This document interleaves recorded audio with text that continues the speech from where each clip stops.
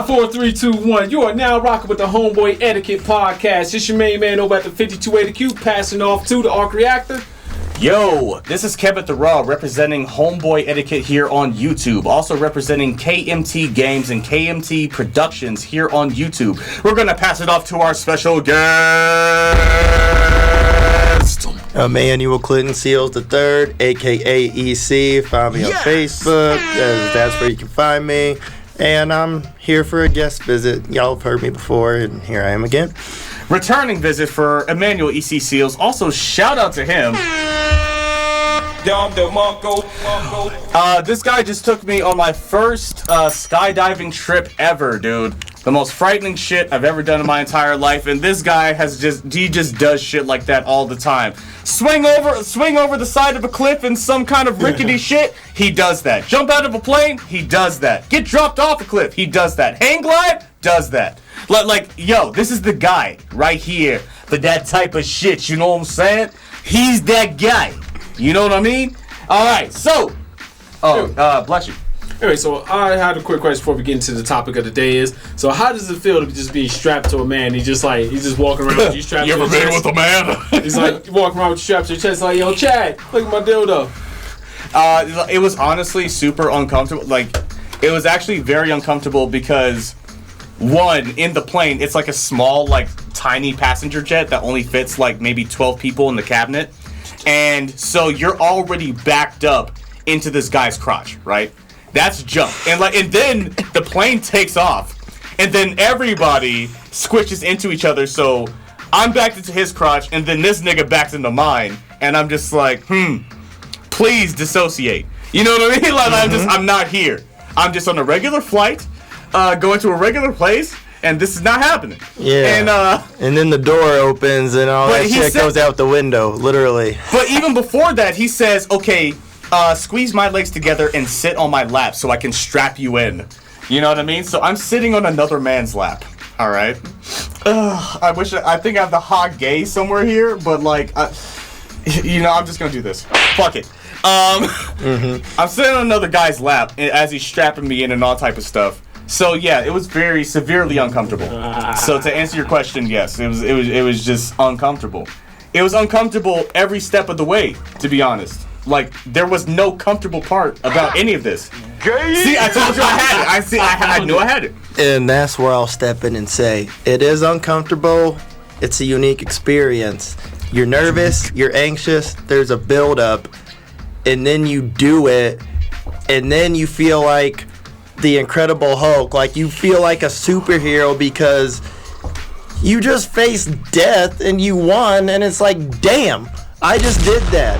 Tell me why I thought it was okay to get in a perfectly good plane and just jump out of it. Why? Because I can, and no one can tell me shit, because that's what I do. Why? There's something it's a liberating feeling. It's a beautiful thing when you can just live so free that even death itself doesn't scare you or intimidate you. You know what?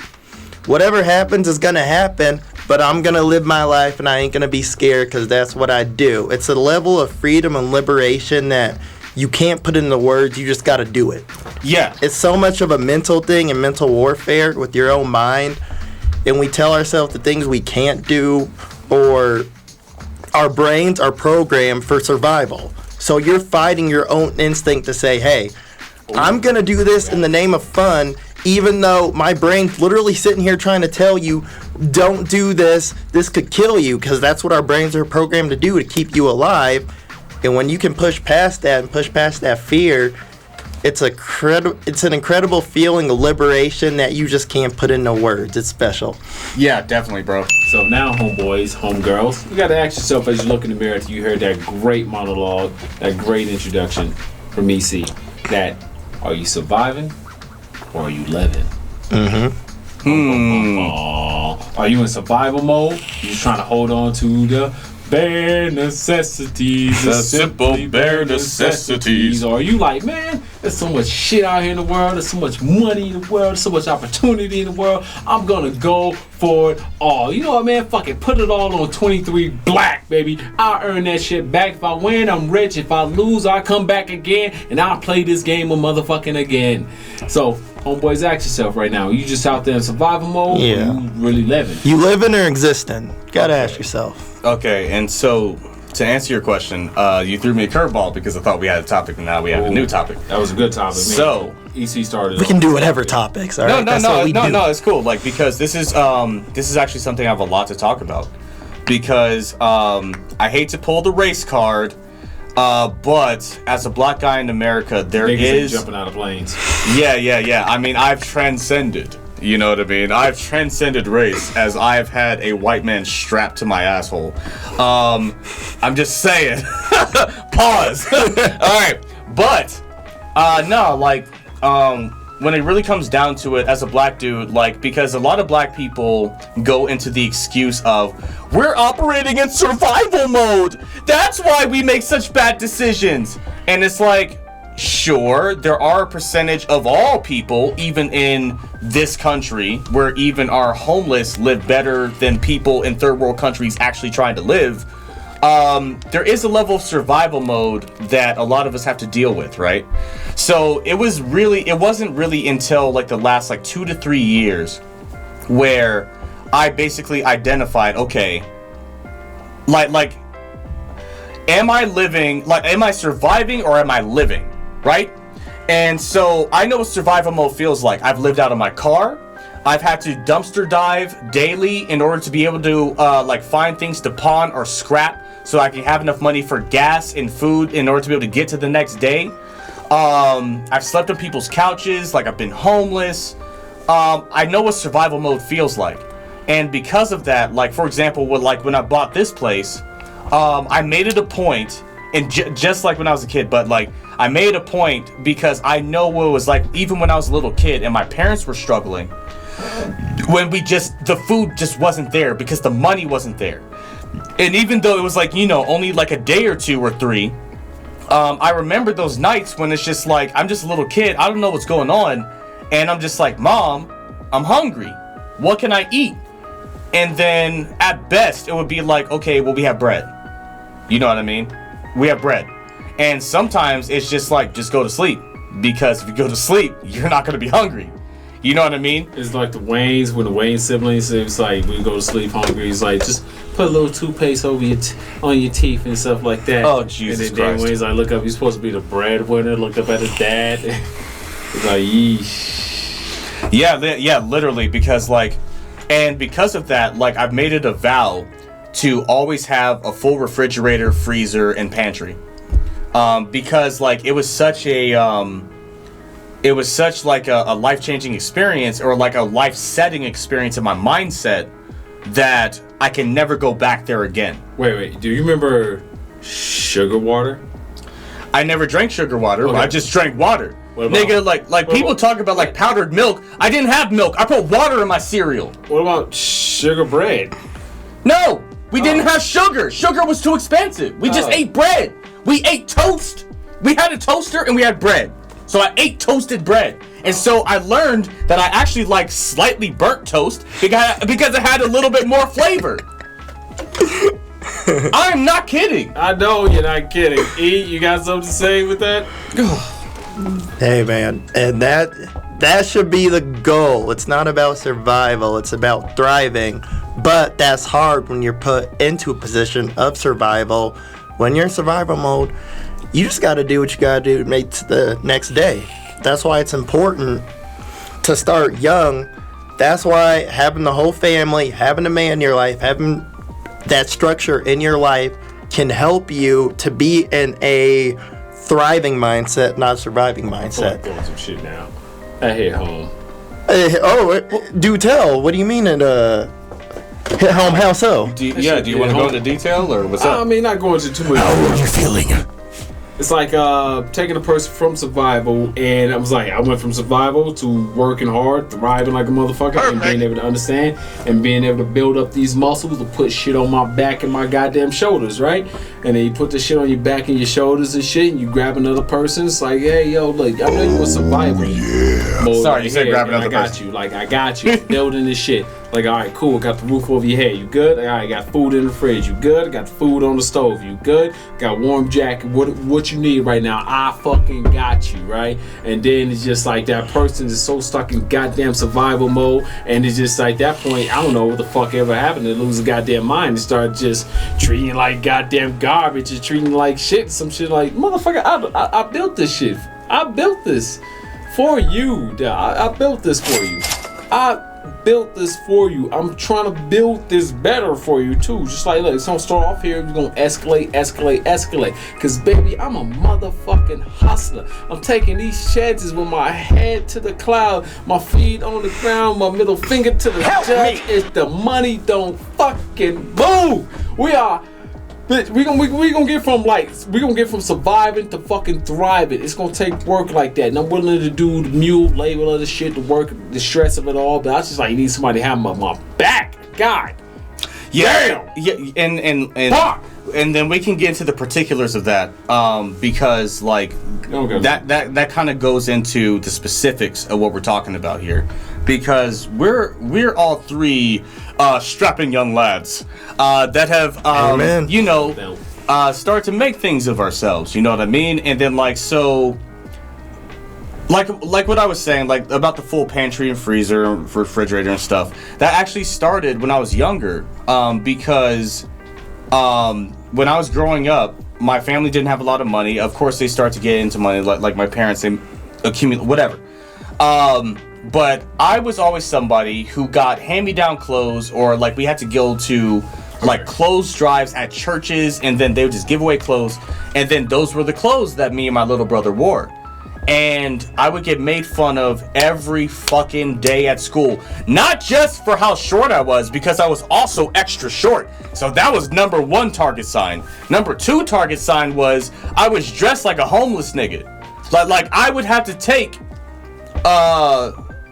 because they were donated clothes, I would have to just take like jeans with holes in them and shit like that, shirts that were too big. Oh, now this shit's cool. Like all type of stuff like that. Yeah. Shout out to Kanye, nigga. But like, shout out to Kanye. But when I was growing up, like I got a lot of grief for that. So I started working at 14, under the table, because I was so sick. Of not having money, and on top of that, dude, here's the fucked up part. Somehow, my parents made enough money to where I didn't qualify for free lunch, but they didn't have enough food to actually give me and my brother lunch. Wow. So, me and my brother got so desperate in in elementary school that we would just run up the bill. Like, because they used to do something on credit where like the kid can just run up the bill and buy the lunch stuff, and then they just send the bill to the parents. And then so we got our ass beat because we were eating at school. So by the time I got to 14 and looking like a fucking scrub all the time, I literally spent all of my fucking money on just clothes. Just clothes. I remember those days. Just clothes. I was just wearing, you remember, I was wearing all types of crazy shit. No. I remember where we got the clothes from. It was in the Gen X. Yo, bro. They're out of business now, I think. But shout out to Gen X. Whoever created Gen X, we would like to thank you very much, because you allowed us, like, when we worked under the table, we're above the table, whatever the fuck we got money, we went in there to get some damn gear so we could stop getting fucking.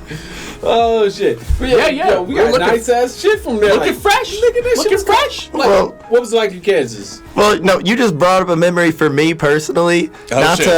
Listen. Oh shit! My parents had good jobs, and they would give me an allowance. Okay, I was blessed like that. But I would always find it interesting, even with an allowance, like you said.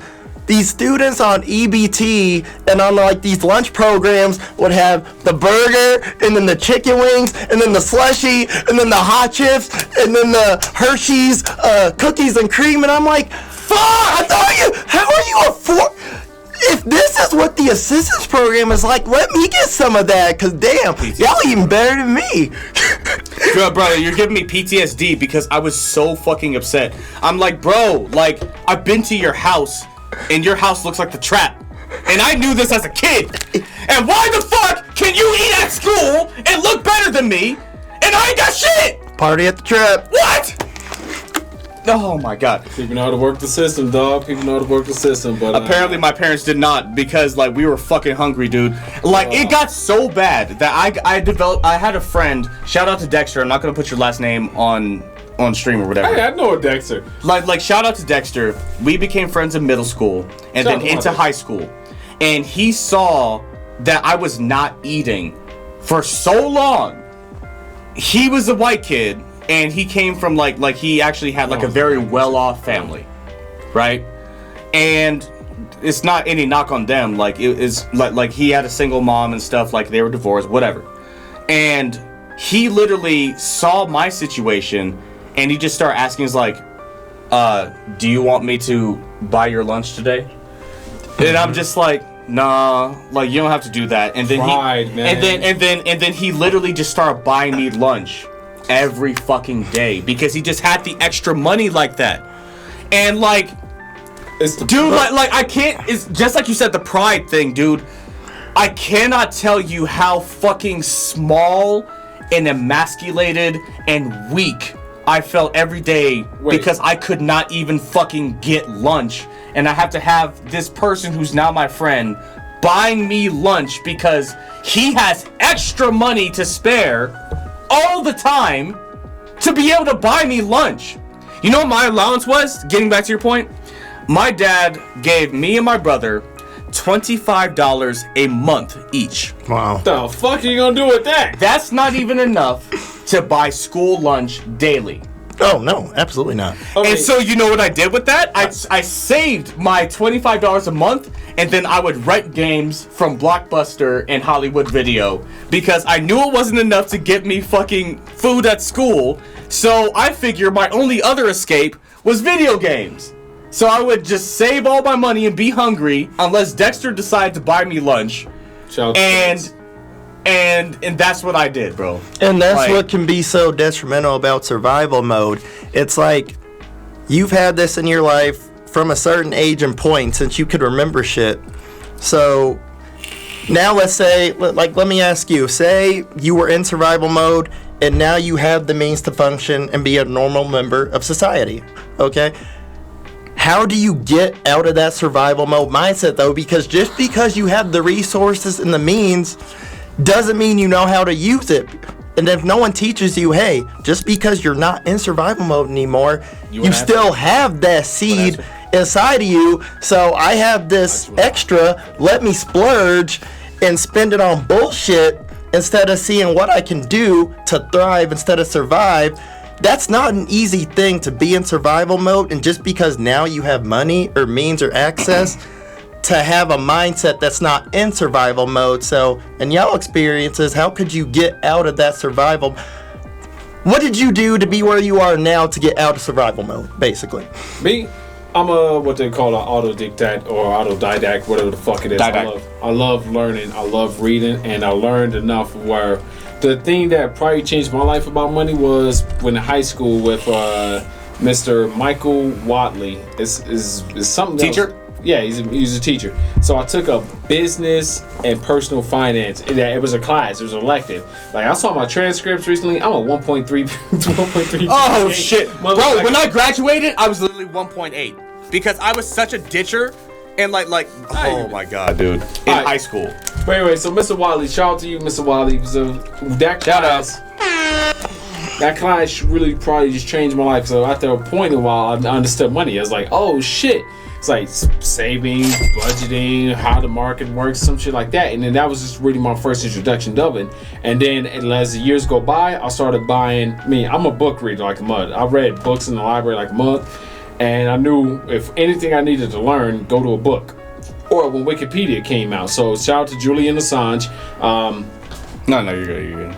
Shout out to Julian Assange for Wikipedia, whoever created Wikipedia, because that shit allowed me to access a lot of information that I would have never had access to if it wasn't around. So shout out to Wikipedia. I'm very grateful for you. I'm very thankful for you because Wikipedia, Mr. Wally, y'all done saved my goddamn life because I learned a shit ton from Wikipedia. So like looking up money, right? What's money? What's currency? What's finance? What's this? What's that? And just going down a fucking rabbit hole and then reading books on finances, stocks, trading, the market. Hold up. Not to interrupt, but you didn't get called white for reading books, did you? Because that is a thing.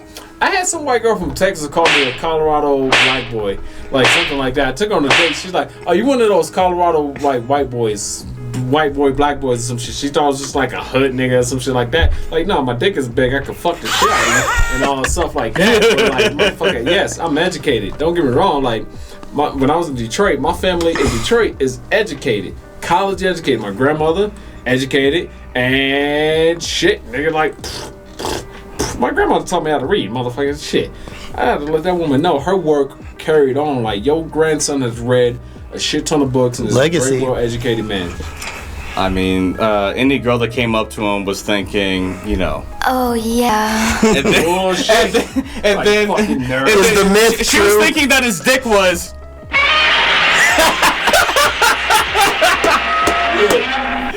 And so he was like, oh yeah. And then when she found out the truth, he was like, you stupid.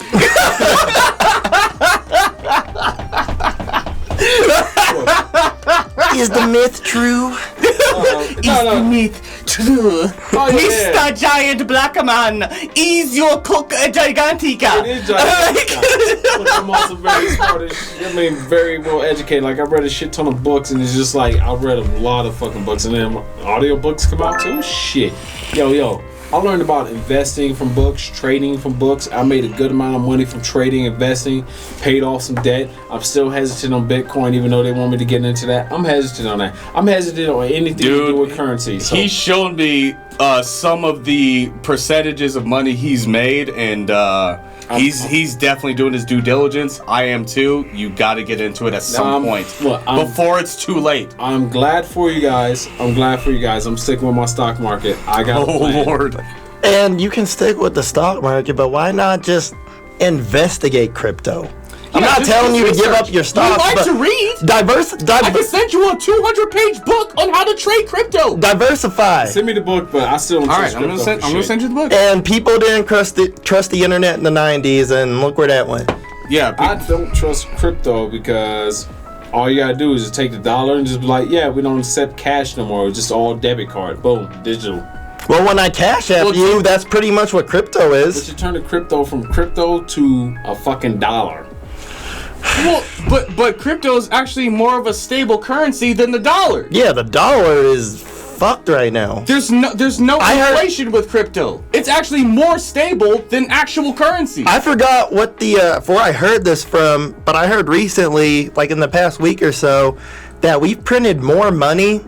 Like 40% of the money we printed has happened in the past year or two because of fucking COVID, which is asinine to me. Stimulus packages literally devaluing the dollar, meaning that now your U.S. American dollar, when you want to go and get some Tijuana hoes, is now only worth half as much. I'm about to go get some Tijuana hoes, but dude, like you can't do that, man. Like they want to be like, oh yeah. But if you don't have, they're gonna be like. Dude, I'm saying. Oh my god. Tijuana was fun. It's like, alright, I'll put it like this. There's definitely levels to this shit. There's people playing a bigger game than we can see right now. Corporations will always be better because they have bots. They have algorithms. They have algorithms design. Wall Street has algorithms to design for the shit. But you can still make your money, bro. Yes. If you understand it. I'm gonna send you the fucking book. You read the book. Mm-hmm. Oh my. I'm putting cases on all you niggas. That's beautiful. No. I feel a lot more comfortable inside just thanks to like what I've read, what I've like. Look, I'm hesitant. I'm not a cryptocurrency guy because I'm just not a cryptocurrency guy. But I'm definitely an investing guy. I'm proud of cryptocurrency because I got my brother into investing. The book I'm gonna send you is gonna teach you how to even be able to better trade regular stocks and bonds. And that's the point. The second you're comfortable it's too late by then. You've missed the wave. That's what's the risk with investing. That's not my game. You have to get in early and take that chance if you want the biggest returns. Like, I understand it, but that's not my savings game. account My and index game, funds is probably fine. My tactics is not strategy. I would say strategy, but my tactic is in a different area. It's committed to that area because it's committed to that area for a fucking reason. It's going to be something that can be profitable. It's not a guarantee that it can be profitable, but I mean that it will be, but it can be.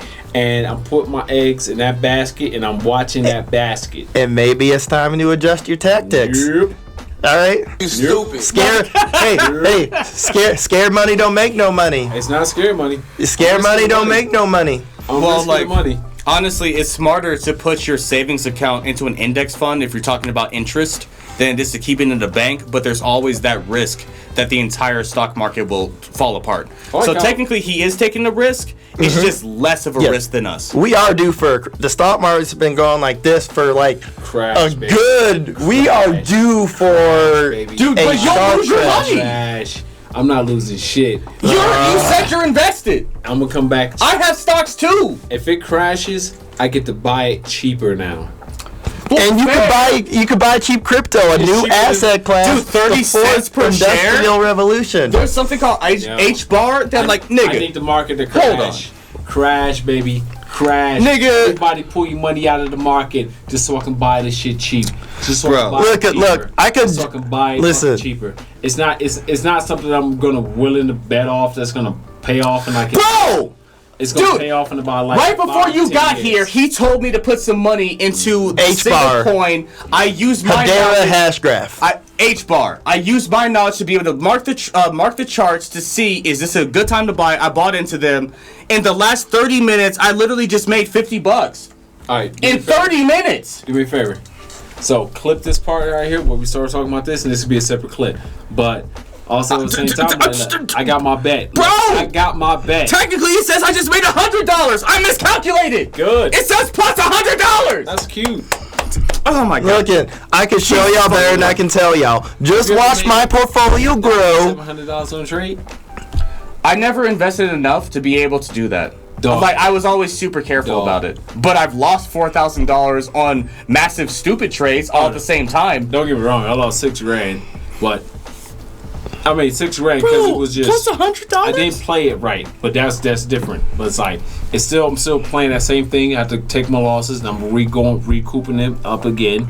Like I have my strategy, I have my bets. I have my bets. I have things I'm willing to take this risk for, and this risk is just something I'm willing that's not going to pay off now. It's not going to pay off tomorrow. It's maybe not going to pay off next year and a half. It's probably going to be about 6 years before this thing pays off. It's anything. 7 years is the average on that in understanding in typical stocks investments if it's good or not. It's gonna be less than 6 years. I don't want to say what I'm doing, what I'm invested in, because that's my. He's investing in cat food for all you single bitches out here.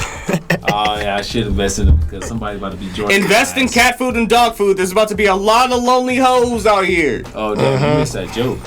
Oh wait, what'd you say? I was like, shit, yeah, I'm investing in cat food because somebody's about to be joining your ass. Oh no.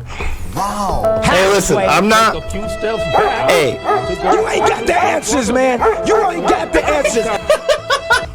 hey, I am not against the stock market at all. Okay, there's value in diversifying Yeah, and that type of stuff. All right, I like to pause real quick right here. So we're coming from an environment where none of us were not taught money.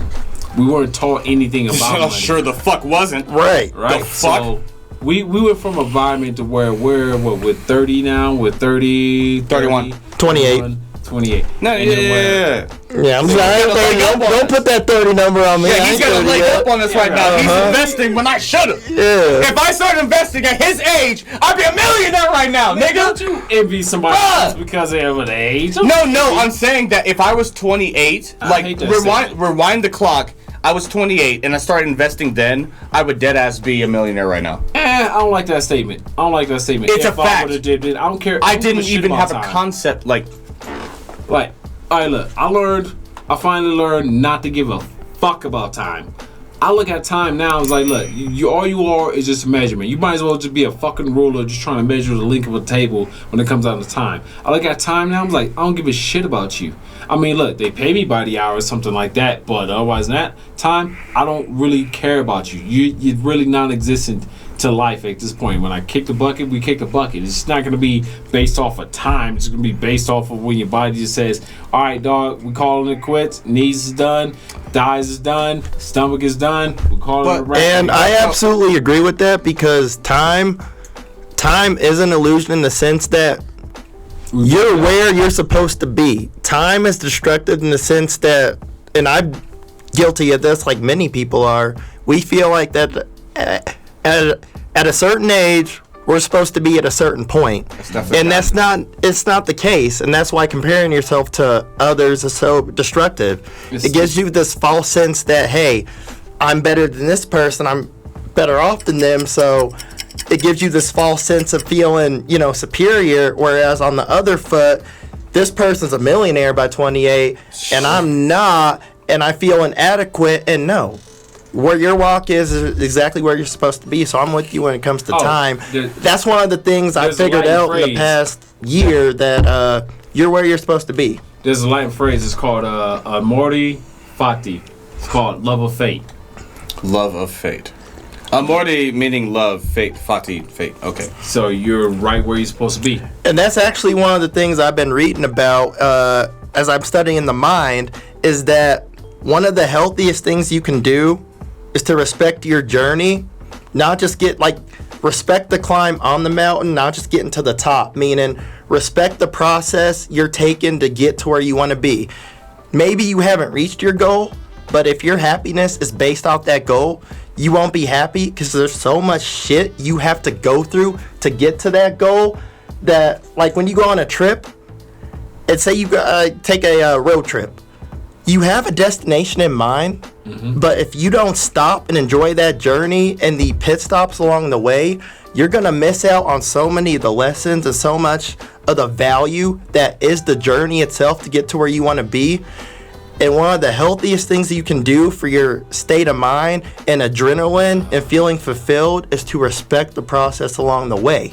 Not just getting to that peak. You have to respect the process and the steps it takes to get to the peak, and celebrate the milestones along the way. So I feel you on the time. And yes, have your goals and have an idea in mind of what you want life to be, but you will be miserable if you can only find happiness at the top. That ain't it, because there's so much struggle and shit you're gonna go through to get to be at the top. Like, even think of Michael Jordan, like the Bulls, he had to go through the Pistons to get the calluses to be great. You have to go through shit to be great. That's just what we sign up for in life. And I appreciate that you brought up that time thing, because you don't have to be at a certain point, as long as you're getting better each day. Fuck you, time. And Fuck you, time. Fuck off, time. I just need more time just to make my paychecks fatter. So otherwise than that, fuck you, time. You don't mean shit, time. Otherwise than that, shit, I'm gonna be living this motherfucker for eternity. I don't know, for eternity or some shit like that. Fuck you, time. Cause I go to work now. I'm like, fuck time. I was like, how long have I been doing this shit for? I don't know. I don't give a shit. Fuck that clock. Fuck your clock. And to the same point that these guys are making. Fuck your clock. Stupid ass clock. Oh yeah. Okay. And to the point that you guys are making, that kind of that ties back into the subject, which is surviving versus living, right? Because you can't appreciate the journey that you're on if you're living moment to moment, because you're only focused about survival. Right, exactly. And unfortunately, for a lot of people, because you're fucking up the enjoyment of life. Well, it's not necessarily that. We as fucked up as it can be for a black dude to live in America, we're still privileged. Yes, we really are, dude. Dude, I can't even think of another country on the fucking planet I would actually legitimately want to live in besides here. Oh yeah, fuck no, fuck you, fuck that. Like what? America. Nigga. So this argument is almost a moot point with people like us, even though black men specifically are almost like at the bottom of the ladder type of shit. Wait, like, what does KS say? He says like we're the average black guy is in middle class. Yes. So the average black man makes what is it, $42,500 a year, and only the only people we're above right now is Hispanic men in this country. So we're almost at the bottom in terms of income. However, under the table money, I'm gonna tell you that. Well, I mean, gang life, you know what I'm saying? Like, well, whatever. But, in terms of sexuality, right under white men, black men are right there. Wait, we're under white men? Really? Technically, because, and the reason is because white men are perceived globally to be the top of the food chain, so they will forego the giant dicks for having the status of being a white man. So, I learned this the hard way. I dated an Asian girl for 4 years, and I found that out the hard way. So, that not being the notwithstanding. Me love you long time. Me love you. She loved me for a long time. It just wasn't as long as I thought. Because he cheated on me with the white dude. Wait. Was it at least an upgrade? That nigga was short, fat, but he was really good at Marvel vs. Capcom. His name is Mike. Shout out to Mike. Mike got pipe. I don't know, babe. No, like maybe like Mike had like the gut and he just like laid the gut on top of her. On the top of the back of her ass. It's like as he was like. And you know what's fucked up? Okay, I'm not even gonna go into detail on this, but let's just say I know you smell sour for specific reasons. Yeah. Zing! Damn! Yeah, I'm not gonna go into detail on that. I really could, but I'm not quite that drunk yet, and I think I'll be good before we finish this. Yeah. So in the concept of your subject of living versus surviving, it's very difficult when you're living moment to moment to not think about, well, what would it be like to go skydiving? Exactly. What would it be like to go cave diving, scuba diving, fucking hang gliding? Like doing all the fun things of life when you're literally living paycheck to paycheck, or maybe even selling drugs, or maybe if you're a woman selling ass. You know what I'm saying? Like, you're not thinking. Instagram is the best way to get some pussy. And it's the best way to sell pussy, apparently. Oh, wait. Yeah, okay, that's that Kendrick Lamar line. I remember that. Oh, yeah. So, I mean, it just is what it is. Alright, you want to sell some pussy? I got $600. Just, I'll throw something to you. Fuck. What? I'm not paying $600. Fuck that. Shit, yeah. Go to Tijuana. $50 to $100 in Tijuana gets you whatever you want, but that's beyond the point. Well, the average price of pussy in America for the average escort or prostitute is $40. So that's usually my going rate. Why does that seem so low? It does seem low. It's not low. For America? It's not? It's not. For America? Because I've offered $40 and they looked at me like, really? $40? Really? What? What part of town were you in? what part of town is this? Oh, this whole shit. Where are you at? Okay, let me. I'm digressing. Okay. The point is. The point is that it's hard when you're living moment to moment to think about what it means to actually live life, right? You're literally only thinking, most people, the majority of people, you could even say 65% of people, only thinking about their next bill, their next shift, their next whatever necessities they need. Doctor's appointment, next dentist appointment, and everything is like a juggling act to where they can't even think about what it means to escape off of the grid, soul search, and do something for them as an individual at all. So, thanks to my nigga Emmanuel EC Seals, I started to go down the path of, I'm just gonna do some shit for me. In fact, like the very first thing was, I only have one tattoo, guys. I got this tattoo after I got into a car accident a couple years ago, right? Yeah, you can feel like the bumps on it. Well, fuck you. I don't have purple skin. I'm just I was like, This nigga's pointing out my skin defects. Motherfucker, it's not a skin defect. I'm just sitting there trying to think. I'm like, all right, do I want to tattoo? Let me see if how shit feels.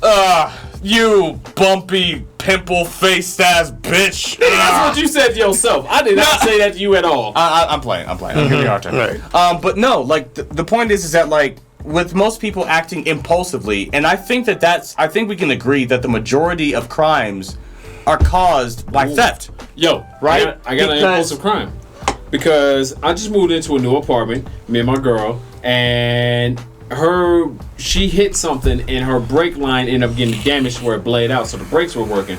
So I parked the car, the flat line, pumped it up, and I bought a part to replace the brake line, right? So, and then I just did not have the right tools at the moment, so I had to call my mechanic. So shout out to RJ Cannon. So if you ever need a car repair and you're in Colorado, shout out to RJ Cannon. I'll hopefully find this business card somewhere. And then, but what happened was, so it was on the jack. So I leave home in the morning, go to work, come home, I see a van parked next to the car. I'm like, what the fuck is that? I thought it was a pickup. I was like, all right, I don't know why they park right there in that spot. What because is this that? is a private access garage. So I'm like, nah, maybe they just parked there because I don't know what the fuck they're doing. This stupid. Whatever, drive off, come back later at night, I see the window busted in a rear. Would you like the pipes side cleaned up? window. And then after I figured everything out, I was like, oh, holy shit. I was like, all right, they took some shit from her car, and I'm like, okay, what the fuck and then I realized it's like, okay, it was a crime of opportunity because I had to put the car on jack after I took the tire off in order to repair the brake line, but I need to replace the caliper.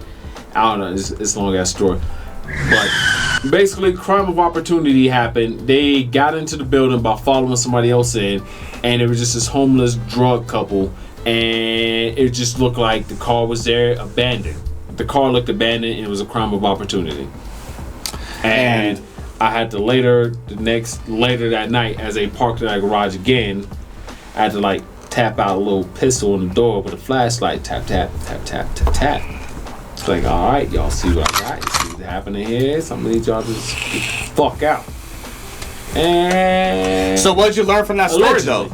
What'd you learn from that story based off of his question, though?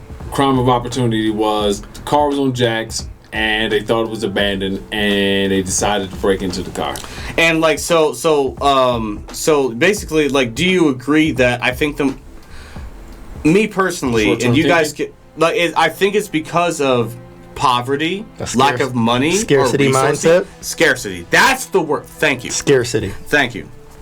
Yes! Like, yes, scarcity. Because, like, when you don't have something, there's two reasons why people vandalize somebody else or steal from somebody else. It's either, one, you don't have it, or two, you wish you did. Right. Like, you know what I mean? Like, That's like asking the first question, it's just in different order. So it's still just, you know. What do you mean? Like, the very first question, but Wait, say it again. Like, you don't have it, or I said, You like, don't if you're have it, stealing or you from wish you somebody. If you're stealing from somebody, it's probably either you don't have it or you wish you did. So, like, the don't have it part is literally need, and then the wish you did is greed. Yeah, envy. Oh, okay. Oh, okay. That's Yeah, better. yeah. That's better. Okay, I got Yeah. it. No. I actually know what I'm talking about. I'm not stupid. No. I'm just saying. I was just like, is you just saying the same thing over and over again? I was like, okay. All right. Turns out I actually know what I'm talking about. No. Okay, so the subject is living versus surviving. We have 20 minutes left. Oh, surviving. So, you were just talking. So, do you have a personal example of your turning point, the paradigm shift in your life, where you felt like you were just a mindless automaton just surviving out here, versus the moment when you were just like, I'm gonna do what the fuck I want. I'm gonna live the way I wanted to live. I'm going to take life by the balls. Well, Type shit. I actually learned that through my parents and just various experiences through other people, because I was an observer as I was younger, so I would just watch and take mental notes. And every Friday, it was like clockwork. My parents would come home, and thank God we're off work. We get to relax. Thank God it's Friday. Feet up, and then by 4 o'clock on Sunday, it was like, I have to get up, go to work, do this shit I don't feel like doing, taking orders from people I don't feel like doing with. And I stored that in my mind, and it's like, damn, my parents are caught in this trap because they have a family that they have to provide and take care of their kids. So my dad has to take lip from this supervisor that says, hey, since you need this job, he has to sit there and basically take it. And that's one of the things, one of the reasons why I don't have a family yet and want to live free and jump out of planes and do the shit I do, because I learned from a young age early on, just from observing and watching my parents and the neighbors and relatives and family, like, fuck, I need some fuck you money. I want to be in a position to where, oh my God, I can fuck you money. I can tell my employer, fuck you at any given time. Bruh. I can leave this job with my pride, with my respect, with my dignity, and it's not this thing to where I have to sit there and take this shit because I have other human beings that I have to provide for. That's probably one of the biggest lessons my dad ever taught me without ever actually saying it. And he said it later on as we went through life, but it's like, fuck, it is a tough spot to be in where you need this job and you're gonna get treated any type of way just to make a paycheck. And I always want to be in a position to where I can say, fuck you, I ain't doing this shit, and leave, because my dad has been fired from jobs and had to put up with bullshit jobs as a black man in IT that dealt with a bunch of white people that were like, hey, he can't just pop off at the mouth and up and leave, because how are the next bills gonna get paid, because I have 2 kids at the fucking house I have to take care of. They stranglehold you, Ben. It's like a trap. Like, freedom ain't as free as it seems. Yes, No, we live in America where we can be what we want and do what we want, but if I have to give 40 plus hours of my life to this job or corporation, is it really freedom? And that's probably the biggest lesson, one of the biggest lessons I've ever taken from my home life and past life, is that put yourself in a position to where you can walk away at any given moment. That's why it's important, if you're in the position, save your money, don't live paycheck to paycheck. Fuck you, I ain't doing this shit. And that's why I could be an asshole at Vestas. Me and Q, we worked at this place called Vestas. It's a wind turbine place where we made wind turbines. And I was always in the position, like, be good or be good at it. I was so good at that job. I should have been fired from that job at least 5 or 6 times because I popped off at the mouth or left my post early, or was that nigga, so to speak, where I just did what the fuck I wanted to do. Fuck you.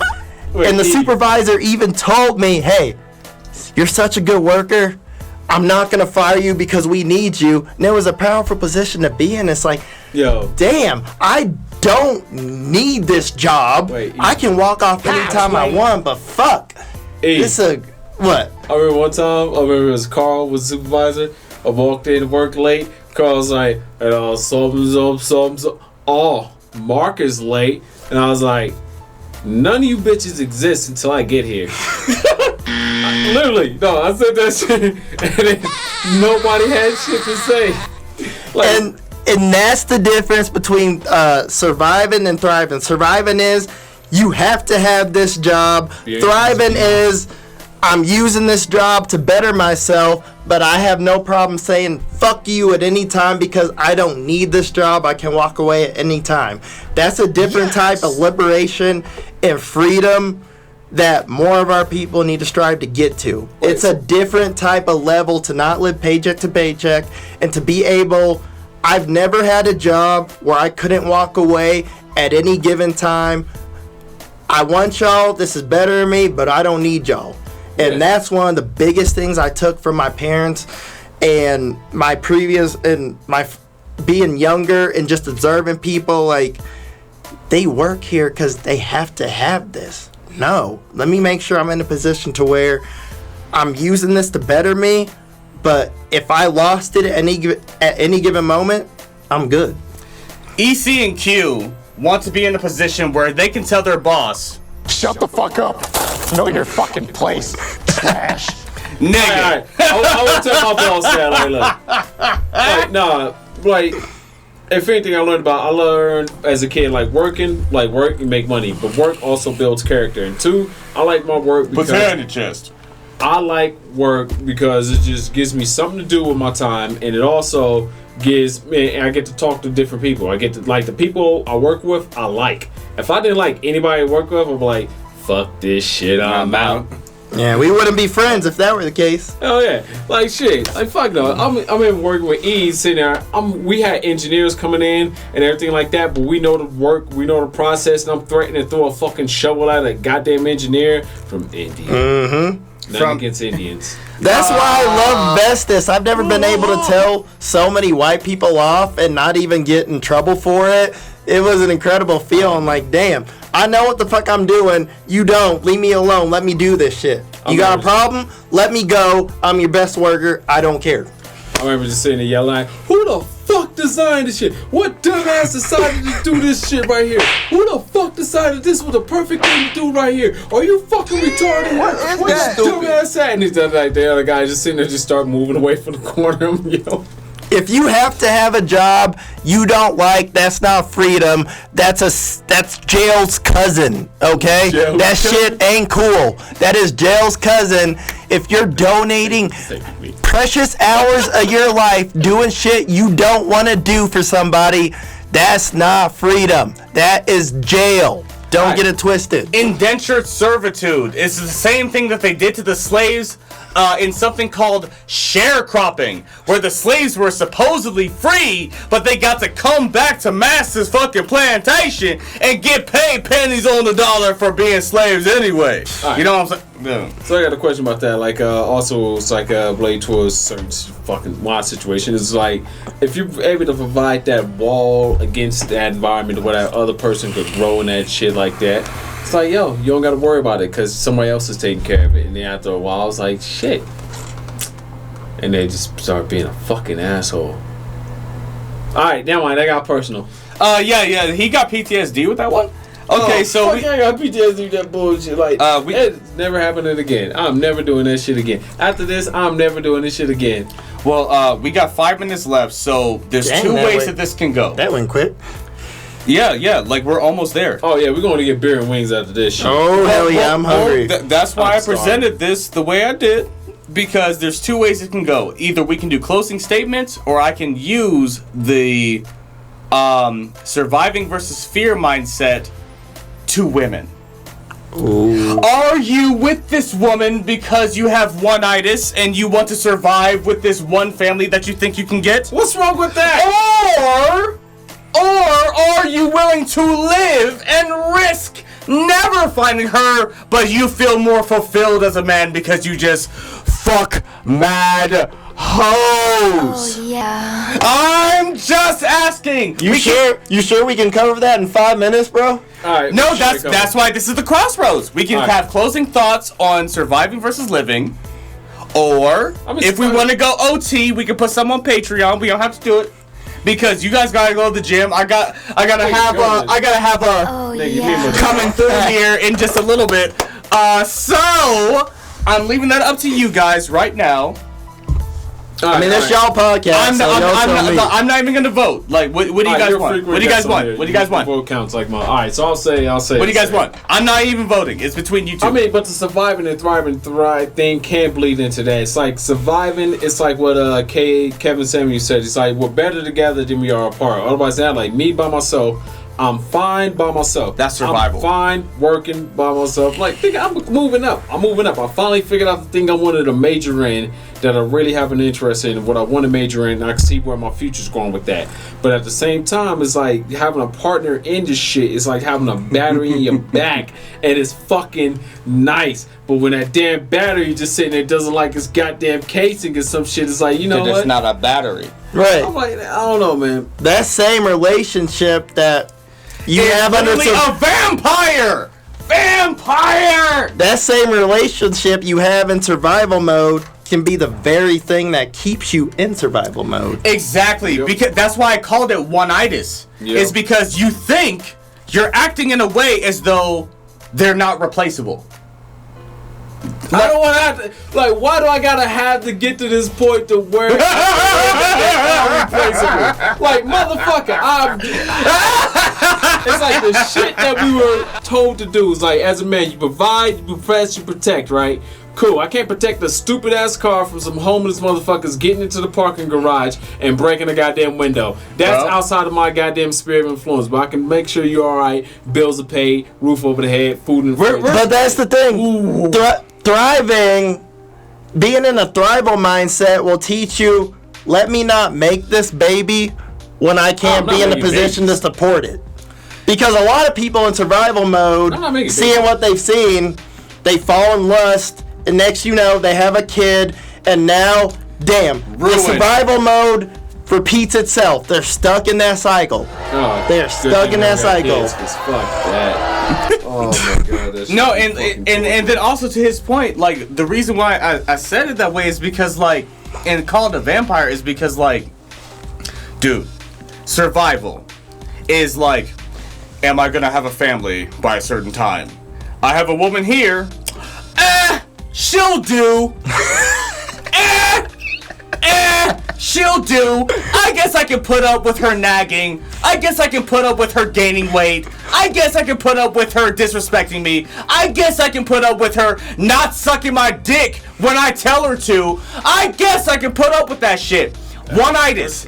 But when you're living and not surviving, my nigga, and I'm gonna say, in front of Jesus Christ, can the congregation give me an amen? Amen.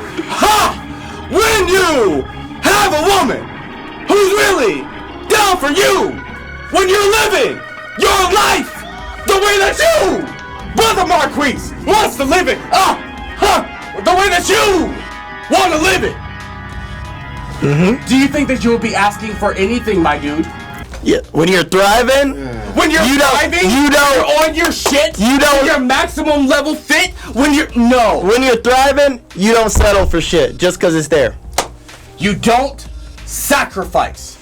She sacrifices for you because she intrinsically knows, sorry women, but in the context of a man to woman relationship, you are actually under the guy. Because look at any country.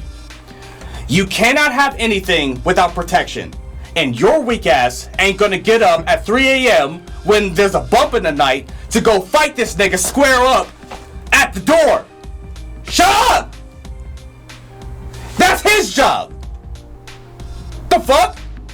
Mm-hmm. When you survive, you settle. So, understanding that, a woman who understands her fucking role is a woman who understands that he's living his fucking life, as opposed to dragging this nigga down by his fucking ball sack. Emasculating a hoe? The fuck? Get the fuck out of here. What you got, Q? What you got? Jesus Christ. Jesus Christ, talk to a medical performer. I wasn't talking to nobody specifically, but if the shoe fits, wear it, hoe. The fuck? Damn. Anyway. You stupid. What is that? Nigga. Shit. Boy, if you don't... I guess we're in the Young Cut Patreon part of it. So fuck it, let's get wrong. Alright, look man, so what I learned as a guy growing up dating and shit like that is you handle your business. You get your dough, you take care of your family, you make sure there's a roof over your head, there's food in the fridge, and there's clothes on backs, right? That's what you do. What's her job? Fucking business. Her business is to make sure your ass is okay. Make sure, make sure you good. Make sure you alright. Nigga, wake up in the morning, fix you a coffee, you fix breakfast or some shit. Suck that dick.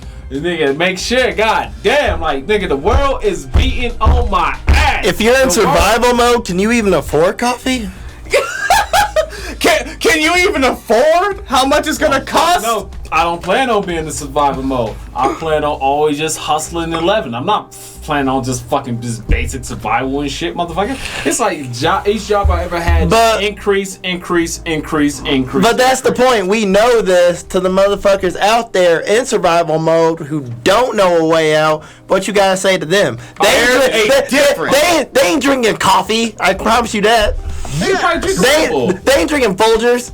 Yeah, on what? EBT? Alright. So here's what we do. Like, what are you doing? Everything else is every job you at is a stepping fucking stone. It's a stepping stone. You a gas station clerk attendant, use that as a stepping stone. You find a way to professionally work that shit, get yourself up to a position of a sales associate or a manager of some goddamn warehouse or some shit like that. You step up. You step up to another job and you get better. But you're thinking from a thrival mode. What about people in survival mode who don't know about thrival mode? Nigga, I don't know how to fucking just survive. I know how to fucking thrive. Because But I'm talking to those people who are surviving right now, who don't know better. We have to make the distinction because, like, that's the point of this, is that, like, if you're having to second guess yourself because of a situation or people in your life, when you've done the data, you've run the statistics, whatever, and you say, you know what?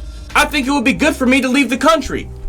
And there's mad reasons to leave the country. You learn new languages, you learn new cultures, you become more intelligent statistically. The more different languages and cultures you get exposed to, the smarter you become. That's a legitimate fact. And if there's somebody in your life saying you should never leave the country, bro, no. You need to. Who the hell said that? You need to do that to them, bro, and leave. Like, well, not actually do that, but like mentally do that. Like because, dude, I just jumped off a fucking plane today with this motherfucker. Amen. Dude, if he didn't show up with fucking Q, then shout out to you too, nigga. Like, shout out to both of my niggas right here. Dude, I would have been a fucking bitch. I would have came up with excuse after excuse after excuse. No, sir. Bungee jumping with E. And if E didn't go first, when I got up there and I looked down, this it just sitting there just like, shit. yo, you got this, Q. He just got this. I'm just like, look here. I gotta jump. I'm like, son of a bitch, I just jumped. If you ain't about that life, don't hang with me, because I don't play. People talk shit, but I back it up. So if you ain't about that life, don't hit me up, because you are going to live life and experience some shit. I promise you that. You're gonna keep living and surviving. You're just gonna keep surviving. And that's the reason, and that's why, like, the two things I've done with this nigga, pterodactyl and skydiving, I literally said every time, this is for my fucking mind. Because I don't want any fucking anxieties, any bullshit fears to come up when I'm making decisions for my fucking life. That's why I did this shit, is because I want to live. I don't want to just survive. I'm done with just surviving, bro. I know what that feels like. I know what poverty feels like. I know what hunger and fucking dehydration feels like. Sickness, no health care, nothing. I know what all that feels like. You have to make a decision. All of you niggas and all of you nigglets. All of you nigglets and niggas in the fucking video right now, you have to make a decision. Live or survive. Go along to get along or do something different and make yourself feel something. Do that shit for your fucking self. Amen. Honestly, I think I don't have anything after that, and that's right. Yeah, we can end on that because that was beautiful. So that was beautiful. 5280Q, passing off to the Arc Reactor. Yo, this is Kemet the Raw representing Homeboy Etiquette, my niggas, on here on YouTube, and also representing KMT Games and KMT Productions here on YouTube. I'm gonna pass it off to our special guest.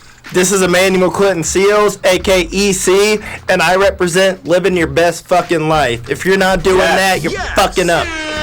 Alright, so it's Homeboy Etiquette. Thank y'all for listening. Catch y'all later. Peace. Make sure you laugh and don't survive. Peace. Peace.